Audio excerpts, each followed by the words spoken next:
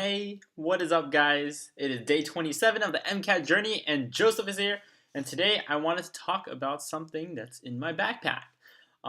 So, for those of you that haven't been following along, I've been studying for the MCAT, and I just wanted to record and document everything that I've really done day by day, except for yesterday, in which I saw my mom and my sister, just so that you guys can get a feel for what studying for the MCAT is really like.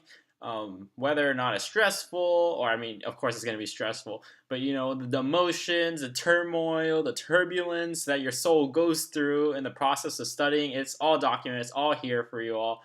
For those of you who study in the future, for those of you that have already taken it, I don't know, I'm speaking to you, my 10 viewers. But anyways, today is about the stethoscope in my backpack. So here's my backpack that I carry around. It's ubiquitous, it looks like every other backpack on campus. But what's inside here is from my EMT class, and this is my stethoscope. This is like, yeah, I'll put this on my I don't know what's called, put it around my neck, and then I'll get an extra 10 views. No, yeah. So this is a stethoscope, and in case you haven't used one before, the ear canals actually your ear canals point forward. So a classic mistake is to put the stethoscope on backwards.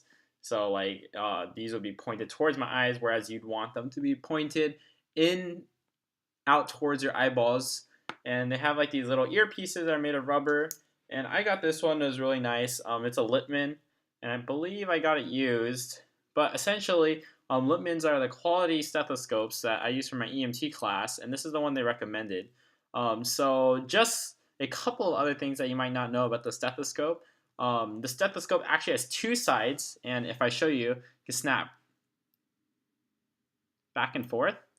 And essentially, when you're using the stethoscope and you put it on a patient, you listen with one ear, and then you tap it, and you should be able to hear it. And if not, then you flip it over. And the other side is for the lower frequency sounds, I believe. So then that you can actually use the other side here. And one more interesting point is that apparently the stethoscope has been getting longer and longer, not for any good reason, because as you know, the fundamental frequency of a closed tube does not change, even if you change the length, as long as you change it the right amount.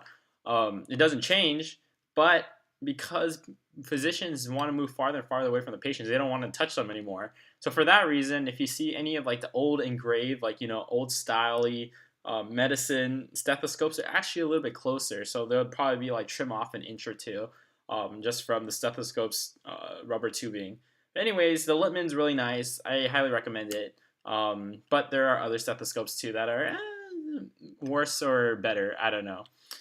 Just as a quick thing, the reason I keep this in my backpack is not because I will probably be using it anytime soon, but because it is motivation for me. Just when I'm studying, I open up my backpack and I look at it. It's like my motivation is there, you know. My motivation for studying and for doing medicine, you know, it's kind of like if this was symbolic interactionism on the MCAT. This is just my this is just a symbol of my goals for the future. So anyways, if you see me around, ask me about my stethoscope. I'll gladly let you use it and test it out, because I found that a lot of pre-med students actually have never gotten to use the stethoscope, which really sucks, seeing as that's our future occupation and one of the things that we're going to be doing most common. Anyways, today's day 27. Joseph signing off, and I hope you all had a wonderful day. Bye!